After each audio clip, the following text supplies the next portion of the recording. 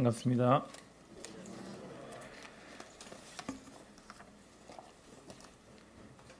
어느 초등학교 저학년 학급이었는 것 같아요. 그 학교 담임 선생님이 반 아이들에게 한 단어를 제시를 하면서 이 단어를 보면 내가 제시하는 이걸 보면 여러분들에겐 어떤 느낌을 주는지 그걸 단어로 표현을 해봐라 라고 얘기를 했나 봐요. 제가 한번 말씀을 드릴 테니까 초등학교 1학년적인 감성으로 성도님들이 한번 생각을 해보십시오. 아이들의 답변은 솜사탕, 캠핑, 소풍, 행복 뭐 이런 단어로 답변을 했어요. 과연 선생님이 무슨 단어를 아이들에게 제시했길래 그렇게 답했을까요? 네, 틀려도 혼내지 않으니까 얘기하시면 됩니다. 네. 네, 신유진 그 놀이공원. 네. 좀 저학년들을 좀 더 맡으셔야 될 것 같아요. 네, 또 엄마. 엄마. 왠지 제 정답보다 더 좋은 것 같아요. 엄마. 맞습니다. 엄마도 좋네요. 네, 또 천국. 교회 다니는 애들일까요? 네. 네. 애들이 천국을 어디서 느낄 것 같아요? 가족입니다.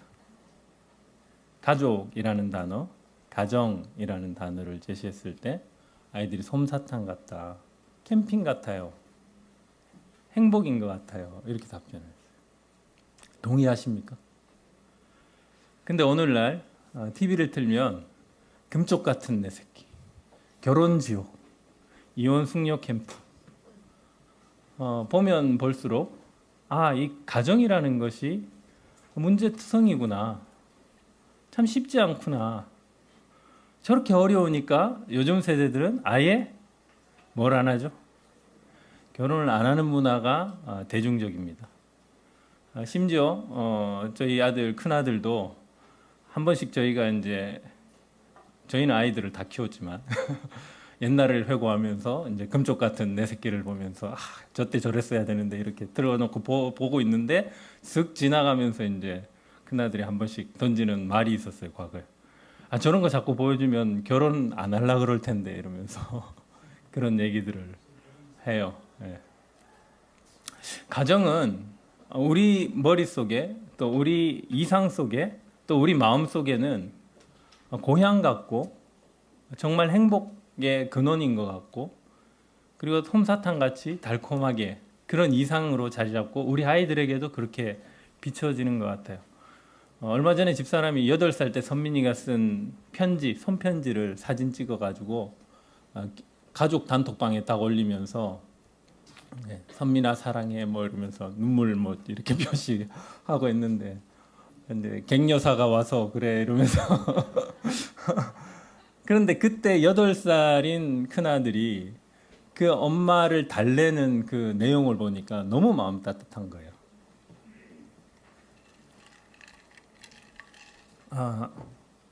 그 당시에 그 30대의 부모가 처음인지라 미숙하게 자녀에게 완전한 사랑을 베풀지도 못하고 서툴게 또 우리 감정을 실어서 아이들을 대하기도 했는데 그 아이의 마음 가운데는 엄마를 용서하고 또 엄마를 또 마음 편하게 해주고 싶어서 그런 용어를 썼더라고요. 엄마 아까는 화내서 미안해요. 그런데 저는 잘 모르겠어요. 솔직하게 그렇게 얘기해요. 8살짜리가 엄마 그런데 저는 잘 모르겠어요. 하지만 내일 우리 같이 생각하면서 해결하도록 해요. 뭐 해결이라는 단어를 쓰진 않았는데 이야기 나누도록 해요. 이렇게 하고 엄마 죄송해요. 이렇게 썼더라고요. 8살짜리가. 누가 엄마인지 모르겠어요. 네. 지금 보니까 그런 거예요. 그 당시에는 그게 안 보이다가 지금 보니까 그게 보이는 거예요. 그리고 지금 시간이 지나서 우리 가정을 하나님께서 서툴지만 이렇게 빚어가 주셨구나. 우리는 연약하고 우리는 잘 몰라서 아이들한테 그렇게 온전한 사랑을 베풀지도 못했는데 하나님께서 우리 가정을 붙들고 계셨구나라는 생각이 들더라고요. 근데 이것은 사실 우리 모두에게 다 있는 이야기인 것 같아요. 우리가 살아온 지난 날들을 보면은 가족을 구성해서 살면서 사실 교회 안에 이렇게 와서 보시면은 다들 뭐 행복한 가정의 모습인 것 같고 다들 문제 없으신 것 같고 다들 집에서 막 존대하시고 존중하시면서 서로를 섬기고 이러실 것 같은데 실제 그런가요? 문제투성이죠. 그 안을 들여다보면 문제투성입니다. 저희도 결혼 생활에서 부부간의 갈등으로 많은 위기들을 겪었었습니다. 그런데 그 문제를 해결하는 방식이 결국 우리 안에 있지 않다라는 것을 경험하게 됐어요. 그리고 지금도 진행 중이겠죠. 계속 진행 중이고 주님 나라 갈 때까지 주님께서 저희 가정을 이렇게 이끌어 가시리라고 생각합니다. 오늘 저는 성경을 통해서 우리만큼 문제가 많았던 한 가정을 살펴보고자 합니다. 야곱의 이야기입니다. 야곱 가정을 살펴보면 이렇게 문제 많은 사람이 있을까? 이렇게 문제가 많은 바람잘 날 없는 가정이 있을까 싶은 그런 모습들이 많이 나타나요. 함께 오늘 나눌 말씀이 창세기 35장 1절부터 7절까지의 말씀입니다. 제가 한번 읽어보겠습니다. 창세기 35장 1절부터 7절까지를 제가 한번 읽어보겠습니다. 하나님이 야곱에게 이르시되 일어나 베델로 올라가서 거기 거주하며 내가 내 형 에서의 낯을 피하여 도망하던 때에 내게 나타났던 하나님께 거기서 제단을 쌓으라 하신지라. 야곱이 이에 자기 집안 사람과 자기와 함께한 모든 자에게 이르되 너희 중에 있는 이방 신상들을 버리고 자신을 정결하게 하고 너희들의 의복을 바꾸어 입으라. 우리가 일어나 베델로 올라가자. 내 환난 날에 내게 응답하시며 내가 가는 길에서 나와 함께 하신 하나님께 내가 거기서 제단을 쌓으려 하노라 하매 그들이 자기 손에 있는 모든 이방 신상들과 자기 귀에 있는 귀고리들을 야곱에게 주는지라. 야곱이 그것들을 세겜 근처 상수리 나무 아래에 묻고 그들이 떠났으나 하나님이 그 사면 고을들로 크게 두려워하게 하셨으므로 야곱의 아들들을 추격하는 자가 없었더라. 야곱과 그와 함께한 모든 사람이 가나안 땅 루스 곧 베델에 이르고 그가 거기서 제단을 쌓고 그곳을 엘 베델이라 불렀으니 이는 그의 형의 낯을 피할 때에 하나님이 거기서 그에게 나타나셨음이더라. 베델로 돌아가는 장면입니다. 사실 야곱이 처음 베델이라는 이름을 그 지역의 이름하고 하나님을 경험했던 시간이 언제였죠? 지금 이 시점으로 20년 전이었습니다. 20년 전이고 약 20년을 더 넘었을 것 같아요. 20년이 전이고 그때는 형 에서에게 생명의 위협을 느끼고 자기가 사기쳐가지고 이제 그를 만도할 사건을 일으키고 도망을 쳤죠. 그래서 외삼촌 집으로 도망을 가던 중에 돌베개 베고 잤던 그곳에서 꿈을 꾸는 중에 하늘에서 이제 천사들이 사닥다리가 오르락내리락 하는 장면을 보고 여기가 하나님이 계시는 곳이었구나 하고 베델이라는 이름을 지었어요. 그리고 이제 20년 후에 다시 찾아왔어요. 저는 오늘 이 본문을 통해서 처음 베델을 경험했던 그 야곱이 다시 베델을 찾았을 때 이곳의 이름을 다르게 불렀다라는 것을 초점을 하나 잡아봤습니다. 첫 번째로는 왜 베델로 돌아간 이후에 그곳에 제단을 쌓고 엘 베델이라고 불렀을까? 그리고 두 번째 질문은 이 사건 좀 전에 이제 자기의 고향 땅으로 돌아오면서 가장 넘기 힘든 산이 뭐였죠? 형 에서를 만나는 장면이었잖아요. 그 20년 동안 묵혀놨던 그 관계의 어려움을 풀어야만 하는 숙제가 있었어요. 바다나람으로 돌아갈 수도 없어요. 왜? 장인이자 외삼촌인 라반하고 협상을 했거든요.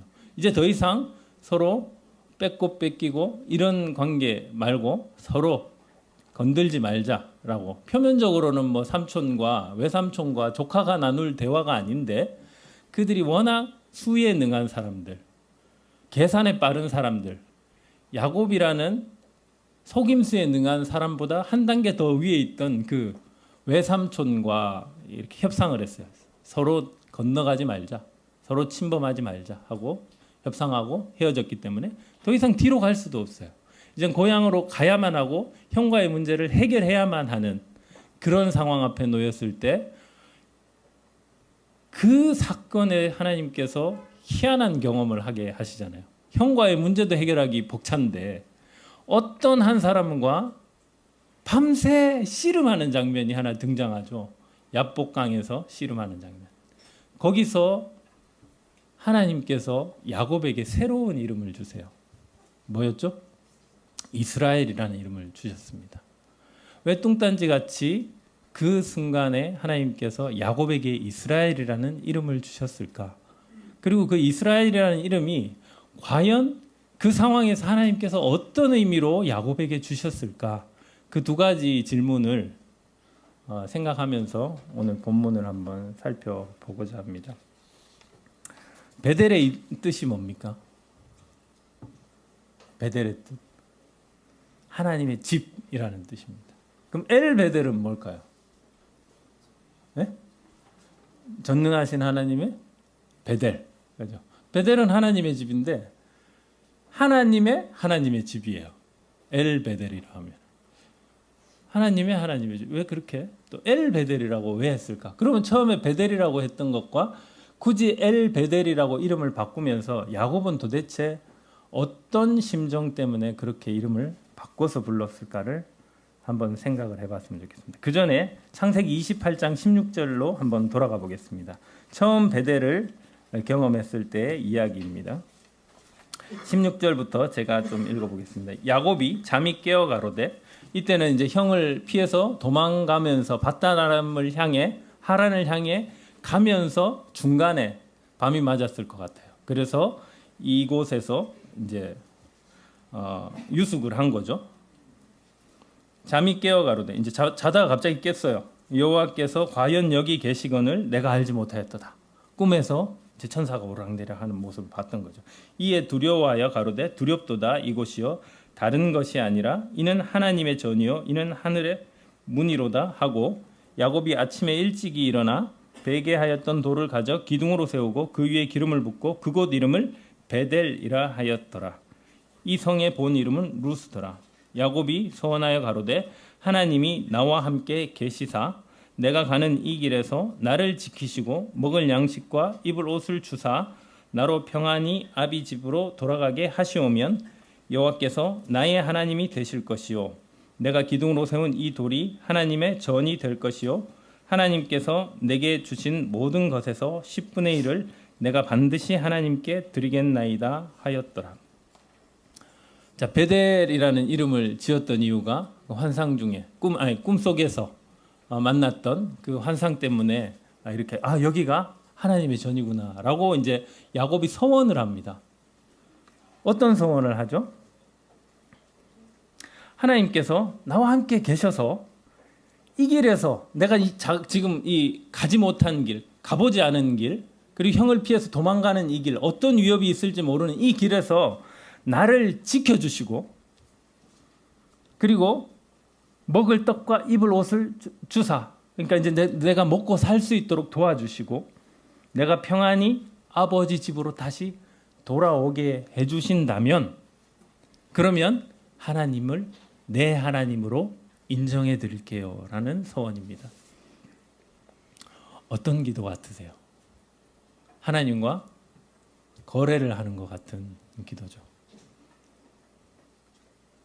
그런데 우리는 안 그랬을까요? 제가 처음 하나님을 만난 순간을 찾아보니 제가 필요한 하나님이 필요했던 겁니다. 하나님이시기 때문에 내가 하나님을 만난 게 아니고 내가 필요한 그 무엇이 있었기 때문에 하나님이 필요했던 거예요. 제가 어린 시절에 겪었던 그 두려움을 해결해 줄 수 있는 그분. 그렇다면 내가 또 죽고 나서 죽음 이후에 알지 못하는 그 나의 심판에 대해서 보장해 줄 수 있는 그것을 주실 수 있다면 당신을 믿겠습니다. 그 마음으로 우리를 시작하게 했던 것 같아요. 아니, 저를 시작하게 했던 것 같아요. 그러니까 제가 하나님을 온전히 알지 못하고 내가 필요한 것, 내가 지금 갖고 있는 문제를 해결해 줄 분이 필요했는데 그분이 마침 하나님이었던 거예요. 그러니까 그 하나님을 믿기 위해서 내가 조건들을 제시하죠. 하나님께서 이런 것들을 내게 주신다면 내가 섭섭지 않게 하나님을 섬겨보겠습니다. 우리의 믿음이라는 것은 그렇게 아주 수준 낮은 믿음이었던 것 같아요. 제 믿음이 그랬어요. 그런데 하나님께서 그대로 놔두시냐? 그렇지 않아요. 우리 삶에 찾아오신 하나님은 우리가 억지로 그것들을 다 깨달을 때까지 인정을 안 해주시는 게 아니고 그 걸음부터 우리의 미미하지만 그 믿음에서부터 하나님께서 따라오시는 것 같았어요. 제 믿음도 마찬가지입니다. 따라갔어요. 근데 20년 동안 사실 야곱은 정신없이 삽니다. 그때부터는. 처음에 7년을 뭐 때문에 살죠? 라헬이라는 아름다운 여인을 얻기 위해서 외삼촌의 딸이었어요. 뭐 그 당시에 그렇게 친족 결혼을 했었는데 그 라헬을 얻기 위해서 7년을 하루같이 일을 했습니다. 그런데 삼촌한테 속아서 어떻게 됐죠? 첫날 밤을 보내고 나서 눈을 떴는데 레아가 있는 거예요. 레아는 뭐 알력이 별로 좋지 않다는데 그게 사실 뭐 보면 이제 눈이 약간 서글서글한 눈 뭐 이런 눈이랍니다. 아마 눈이 좀 작았던가 봐요. 매력적이지 않았던 여인이었던 거죠. 근데 레아가 첫째 맞이기 때문에 우리 지방에서는 맞이가 뭐 늦게 결혼하면 안 된다, 먼저 가야 된다. 그래서 맞이를 줬다라고 이제 라반이 또 둘러치죠. 그리고는 얘기를 합니다. 7년 더 열심히 일하는 조건으로 라헬도 줄게. 그래서 14년을 보내요. 14년을 사랑하는 여인을 얻기 위해서 그렇게 수고를 합니다. 그리고 나서 또 6년간은 자식 낳는데 이제 시간을 다 쓰죠. 근데 자녀를 낳는 부분에서 또 아내가 둘이니까 얼마나 또 집안에서 말들이 많겠습니까? 그러니까 이 사람 편들지도 못하고 저 사람 편들지도 못하고. 그리고 또 아내들이 경쟁이 돼서 자신들의 몸종까지도 자녀를 낳게 해서 결국은 라헬이 요셉을 낳을 때까지 거기 있어요. 급기야 이제 요셉까지 딱 낳고 나니까 아마도 요셉을 딱 낳았을 때 이제 라헬이 좀 이제 본인이 그동안 풀리지 않았던 그 결핍을 해소했다는 것 때문에 아마 요셉이 이제는 이제 가족이 아니라 이제 가족 문제가 아니라 이곳을 우리가 이제 똘똘 뭉쳐서 외삼촌에게서 떠나서 독립을 해야겠다 이런 생각을 아마도 가졌던 것 같아요. 그 20년 동안은 가족 내에서 자녀 키우고 일하고 아내들 사이에서 정신없이 시간을 보내면서 20년을 그냥 지났던 것 같아요. 그 기간 중에 나중에 한번 내용을 살펴보시면 야곱이 하나님을 찾았던 순간이 보여지던가요? 없습니다. 그저 그냥 문제를 해결하는 데 급급했고 뭐 중간중간에 하나님이라는 이름은 언급되고 자녀들의 이름을 하나님께서 주셨다. 뭐 하나님께서 우리에게 기쁨을 베푸셨다. 뭐 이런 이름으로 지어주긴 하지만 하나님과 야곱 간에 그 긴밀한 어떤 사귐과 교제의 내용들이 나오지 않아요. 어떤 문제 앞에서 야곱이 하나님과 이렇게 하나님 앞에서 고민하면서 그 답을 찾아가는 모습들이 잘 보이질 않습니다. 그저 삶에 치여서 등 떠밀려서 살아가요. 어쩌면 우리의 가정생활도 그렇지 않습니까? 말로는 우리가 하나님을 섬깁니다. 하나님을 믿습니다. 라고 하지만 내 가정 문제, 내가 지금 경제적으로 내 삶을 또 빨리 어떤 자리에 궤도에 올려놓기 위해서 열심히 일할 때는 하나님을 의식하지 않아요. 내가 필요할 때만 찾습니다. 어쩌면 야곱이 베델의 하나님을 원했던 것도 그 정도 수준이었던 것 같아요. 내가 힘들 때, 내가 어려운 문제에 닥칠 때 당신이 내게 그 문제들을 해결해주고 나를 지켜주고 경제적인 먹을거리, 입을거리를 해결해주면 내가 나중에 하나님을 하나님답게 제대로 섬겨볼게요. 그렇게 툭툭 일상에서 내 문제를 하나님 앞에 던져서 해결받기를 원하는 정도의 어쩌면 자동 판매기, 자판기처럼 하나님을 대하고 있다는 거죠. 그러다가 이제 라반을 떠날 이제 외삼촌을 떠나서 자신의 삶을 살기 위해서 이제 고향으로 떠나가야 되는 상황이 생겼잖아요. 근데 그때 어떻게 야곱이 풀어가는가를 보면 창세기 30장부터 이제 라반과 30장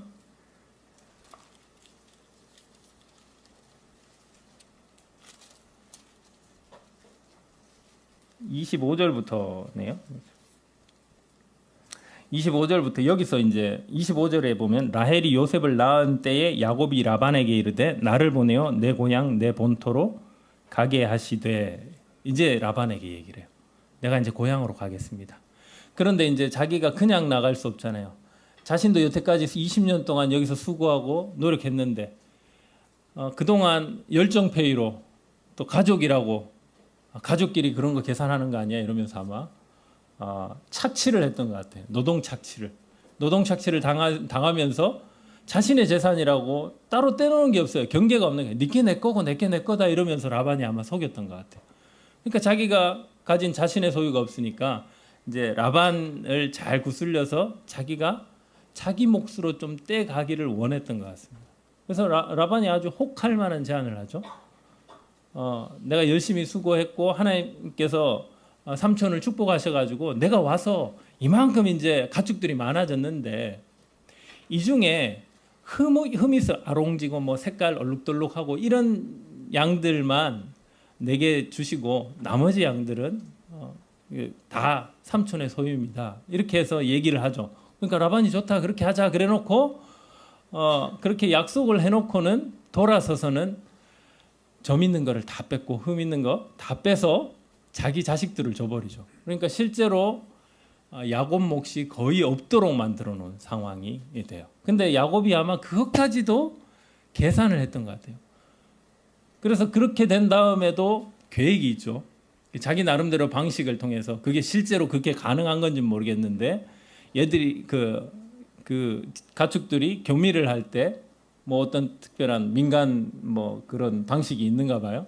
그렇게 행동을 했더니 결과가 점 있고 아롱지고 이런 것들이 막 태어난다는 거죠. 또 계획적으로 건강해 보이는 가축들이 물가에 나와서 교미를 하려 그러면 그때는 아롱진 것들을 낳을 수 있는 환경들을 조성을 해가지고 자기 재산들을 막 늘려갑니다. 어쨌든 야곱도 그렇고 라반도 그렇고 굉장히 수에 능한 사람들이에요. 전략이 강한 사람이에요. 서로 속고 속이고 속을 걸 예상하고 그러면서 자신의 재산들을 불려놓고 결국은 떠날 준비를 하죠. 그런데 그냥 가자 그러면 자신의 아내 둘도 사실 외삼촌의 딸들이잖아요. 아버지를 떠나게 하기 위해서 명분이 필요하죠. 그래서 31장에 보면 이런 얘기를 합니다. 야곱이 31장부터 몇 절 읽어보겠습니다. 야곱이 들은즉 라반의 아들들의 말이 야곱이 우리 아버지의 소유를 다 빼앗고 우리 아버지의 소유로 인하여 이같이 거부가 되었다 하는지라. 실제로 라반의 아들들도 굉장히 욕심쟁이죠. 야곱이 다 그렇게 만들어줬는데도 그것마저도 빼앗기기 싫어하는 모습이 있어요. 야곱이 라반의 안색을 본즉 자기에게 대하여 전과 같지 아니하더라. 여호와께서 야곱에게 이르시되 내 조상의 땅 내 족속에게로 돌아가라. 내가 너와 함께 있으리라 하신지라. 자, 베델을 떠나서 다시 20년이 지난 이 순간에 하나님께서 갑자기 이렇게 얘기하세요. 고향으로 가라. 뭐 중간에 하나님께서 어떤 명을 주시지 않고 이 상황에서 갈 수밖에 없는 상황, 자신도 가고 싶어 했는데 하나님께서 이 말씀을 하면 얼마나 더 힘을 받겠습니까, 야곱이. 그래서 그 말씀을 근거로 갈 마음을 품죠. 그리고는 아내들을 설득하기 위해서 11절에 보면 꿈에 하나님의 사자가 내게 말씀하시기를 야곱아 하기로 내가 대답하기를 여기 있나이다 하며 가라사대 내 눈을 들어보라 양떼를 탄 수양은 다 얼룩무늬 있는 것, 점 있는 것, 아롱진 것이니라. 라반이 내게 행한 모든 것을 내가 보았노라. 나는 베델 하나님이라. 내가 거기서 기둥에 기름을 붓고 거기서 내게 서원하였으니 지금 일어나 이곳을 떠나서 내 출생지로 돌아가라 하셨느니라. 그 앞에서 야곱에게 여호와께서 말씀하신 내용은 앞에서는 이 내용은 없었어요. 그죠?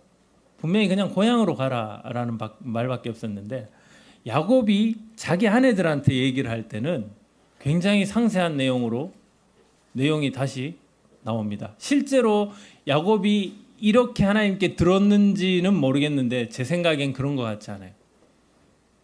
아내들에게 아버지를 떠난 명분을 분명히 하기 위해서 하나님을 동원한 얘기를 한 것 같아요. 아롱진 것들도 자기가 수써서 만들어냈잖아요. 근데 얘기를 하기를 내가 그 삼촌이 약속할 때 야, 점 있고 아롱진 것들 네가 가져가 하면 그게 다 하나님께서 그렇게 낳게 하시더라. 이렇게 아내들한테도 속여서 얘기를 하는 거죠. 이런 모습들을 보니까 우리가 종교를 신앙을 빙자해서 다른 사람들에게 얘기를 할 때 내가 이런 속임수를 쓰려고 하는 마음들도 생길 수 있구나라는 생각이 들더라고요. 우리는 그럴 수 있는 존재입니다. 내가 원하는 결과를 얻기 위해서 하나님께서 이렇게 한 것이다라고 얼마든지 포장하고 과장할 수 있는 게 우리 인간의 본성이라는 거죠. 부부간에 싸울 때도 꼭 말씀을 들이밀면서 얘기를 하잖아요. 근데 그게 진짜 하나님께로부터 내 마음을 감동시켜서 아내에게 해주길 원하는 얘기가 아니고 내가 이 부부싸움에서 우위를 점하기 위해서 하나님의 말씀을 동원하는 경우가 굉장히 많아요. 야곱은 정직하지 못했습니다. 야곱의 이름의 뜻이 뭐죠? 속이는 자, 뒤통수 치는 자 뭐 이런 의미도 있습니다. 뒤에 있는 자 이런 뜻이거든요. 발목 잡는 자 이런 뜻이 있어요. 그가 태어날 때 형 에서의 발목을 잡았기 때문에 야곱이라고 이름을 지었는데 그의 삶 속에서 나타나는 양상은 진짜로 사기에 능하고 꼼수에 능하고 계산에 능해서 다른 사람을 속여가면서까지 내가 얻고자 하는 것을 얻으려 하는 자예요. 이런 마음가짐을 가진 자에게 하나님께서는 베델로 가자라는 얘기밖에 안 하세요. 베델로 가는 과정에서 하나님께서는 야곱에게 뭘 알려주고 싶으신 걸까요? 그리고 야곱은 결국 베델로 다시 돌아갔을 때 왜 그곳을 엘 베델이라고 이름을 했을까요? 자, 라반과는 그렇게 해서 헤어집니다. 여차저차 해가지고 이제 재산과 가족들 다 몰고 아내들도 설득시켜서 자기 아버지와 원수지게 만들죠. 아버지가 우리 재산을 빼앗아 갔어. 이런 마음을 품게 만들었어요. 그리고 아버지는 하나님 제대로 믿지 않는 사람이야. 우리는 제대로 이제 남편 따라가서 잘 믿어야지 뭐 이런 마음을 가졌는지도 몰라요. 근데 그들의 신앙도 아주 형편없는 거였죠. 그 라헬은 아버지의 드라빔, 그러니까 우상, 작은 우상 액세서리를 훔쳐가지고 나왔잖아요. 그러니까 하나님을 섬기는 게 아니라 우상 섬기듯이 하나님을 섬기고 있는 거예요. 그 믿음이라는 게 사실 하나님께서 말씀하시는 그 믿음이 아니라 우상신을 섬기는, 우상을 섬기는 그런 신앙이었던 거죠. 그렇게 해서 아버지를 떠나서 이제 고향 땅으로 갑니다. 라반과의 문제는 이제 해결이 돼서 갔는데 이제 돌아서니까 야곱에게 더 큰 문제가 닥치죠. 바로 에서라는 큰 산을 넘어야 돼요. 그래서 심부름꾼을 먼저 보냅니다. 먼저 보내서 우리 형이 어떻게 나오는지 보라 그러죠. 보냈는데 400명이나 군사를 이끌고 나온다는 얘기를 들어요. 고민이 되죠. 32장 3절을 한번 보시겠습니다. 야곱이 세일 땅 에돔 들에 있는 형 에서에게로 사자들을 자기보다 앞서 보내며 그들에게 부탁하여 가로되 너희는 이같이 내 주 에서에게 고하라. 주의 종 야곱이 말하기를 내가 라반에게 붙여서 지금까지 있었사오며 내게 소와 나귀와 양떼와 노비가 있었사오므로 사람을 보내어 내 주께 고하고 내 주께 은혜 받기를 원하나이다 하더라 하라 하였더니 사자들이 야곱에게 돌아와 가로되 우리가 주인의 형 에서에게 이른즉 그가 400인을 거느리고 주인을 만나려고 오더이다. 그냥 얘기했는데 에서가 아무 말 없이 그냥 400명 몰고 온다라는 얘기만 종들을 보낸 그 종들을 통해서 들은 거예요. 그러니까 불안하죠. 400명이 이끌고 내 얘기를 제대로 받아들인 걸까? 아니면은 나를 치러 올까? 이런 불안감이 컸던 것 같아요. 그래서 그 두려움 때문에 이제 무리를 나눕니다.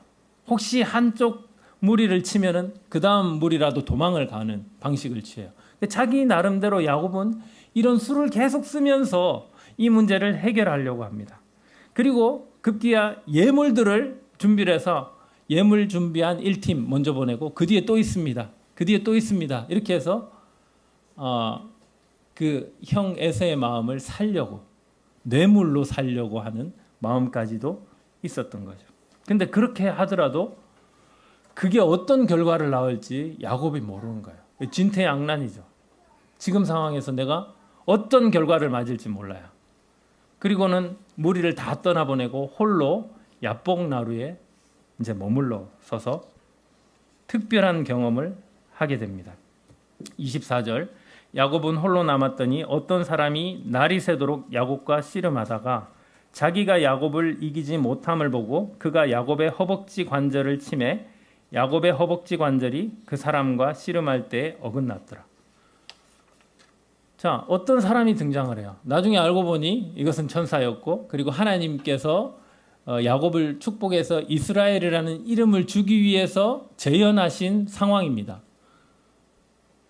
근데 우리 입장에서 한번 생각을 해보시면 지금 형 에서를 만나서 어떻게 이 문제 20년 동안 묵은 관계의 문제를 해결할까 이 문제로 고민하는 것도 힘들고 또 내 자녀들 내 가족들에게 피해가 입으면 어떡할까 내 재산에 피해가 입으면 어떡할까 이런 고민들이 심각한 상황에서 난데없이 다른 문제가 터지면 여러분 같으면 어떨까요?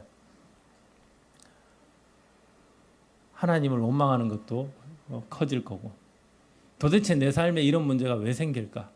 지금 형하고 문제도 해결하기 벅차 죽겠는데 왜 이런 문제가 생길까? 이게 우리의 반응이죠. 근데 하나님께서는 의외로 우리의 삶 속에서도 이와 같은 모습으로 우리 자신을 돌아보게 하시는 경험들을 하실 때가 참 많은 것 같아요.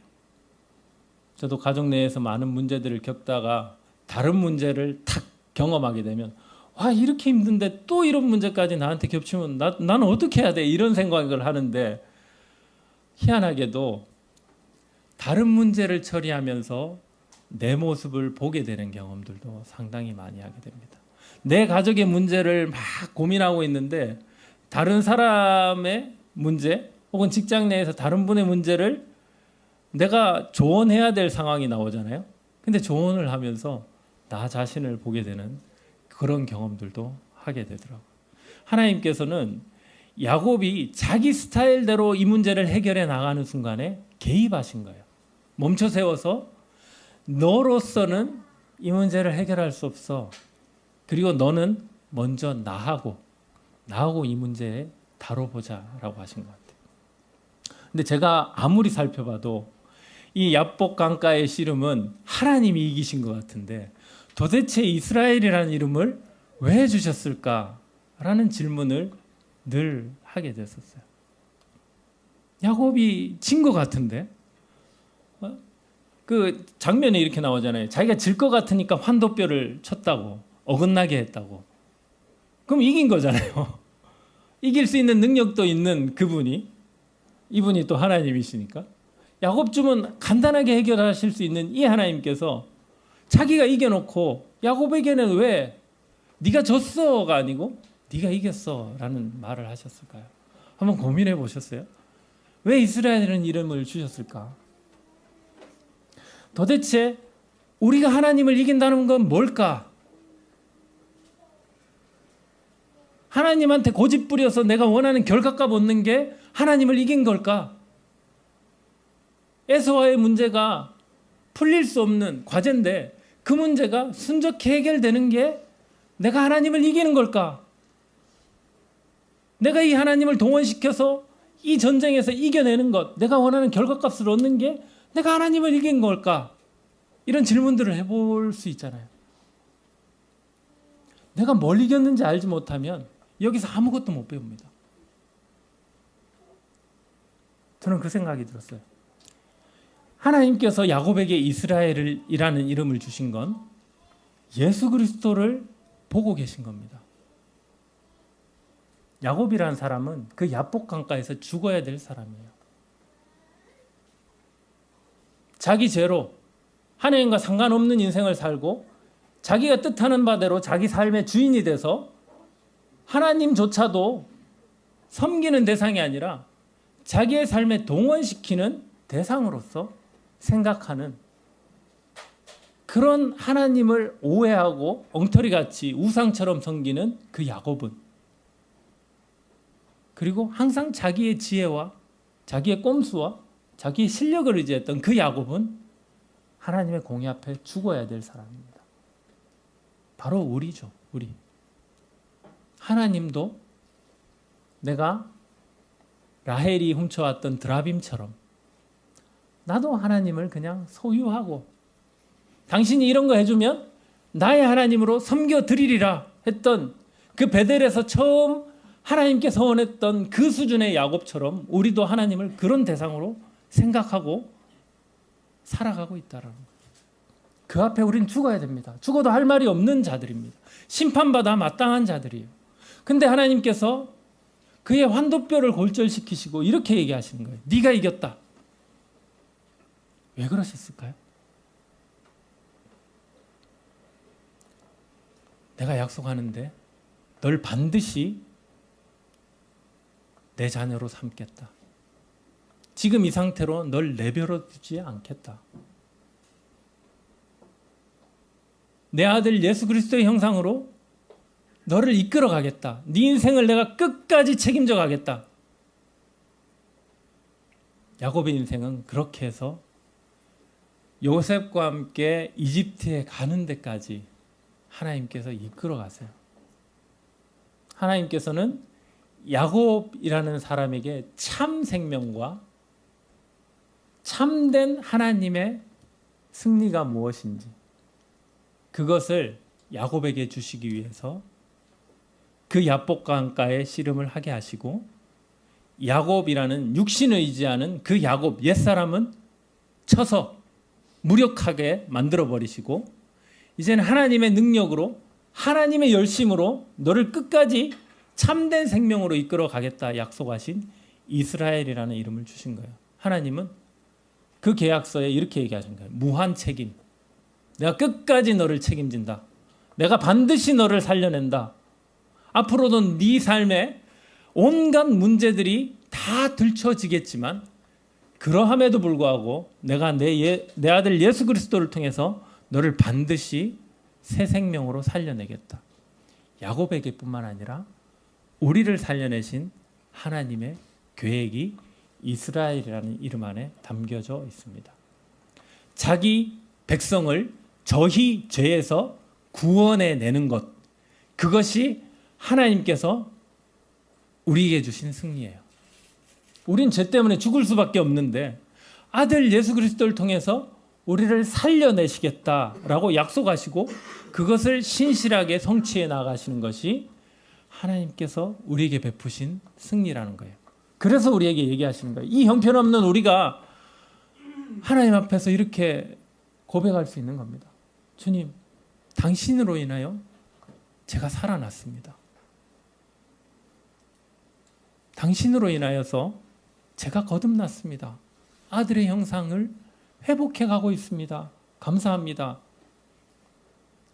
저를 버리셨다면, 저를 그 순간 야곱으로 내버려 두셨다면 저는 참 생명이 없는 자로서 심판받아 마땅하고 죽어 마땅한 자였을 것입니다.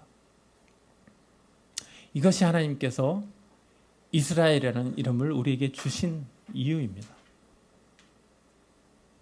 니들이 아니고 내가 끝까지 내 열정으로 너에게 참 생명을 빚어내겠다라고 약속하신 거죠. 야곱은 이 야복강에서 그 이스라엘이라는 이름을 받았을 때 그것을 완전히 깨달았을까요? 아니요. 그 이후로도 계속 가요. 제가 오늘 읽었던 이 본문 35장은 에서와의 문제도 다 해결이 됐어요. 에서와의 문제가 해결되는 장면도 보세요. 도망도 못 쳐요. 이제 다리가 쳐져서 어긋나서 도망도 못 가요. 그러니까 에서가 400명의 군사를 끌고 자기 앞에 나타났을 때 납작 엎드립니다.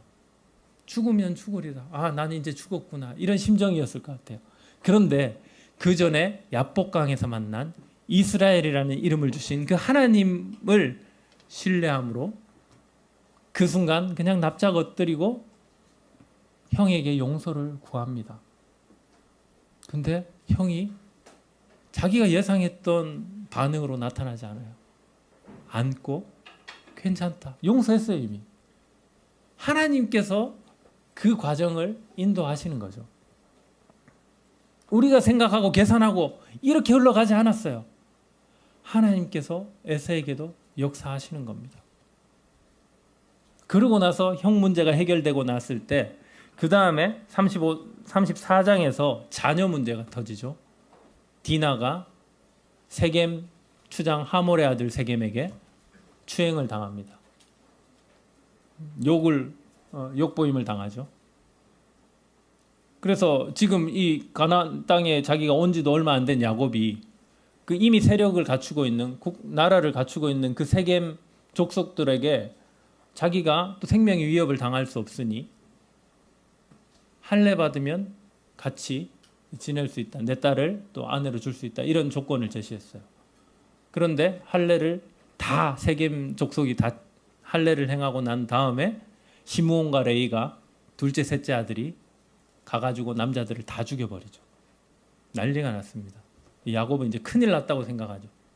가뜩이나 내가 여기 정착하는데 어떻게 될지 모르는 두려움 속에서 내가 어떻게 해야 될지 모르는데 그런 상황에서 자식들이 그런 일들을 벌였어요.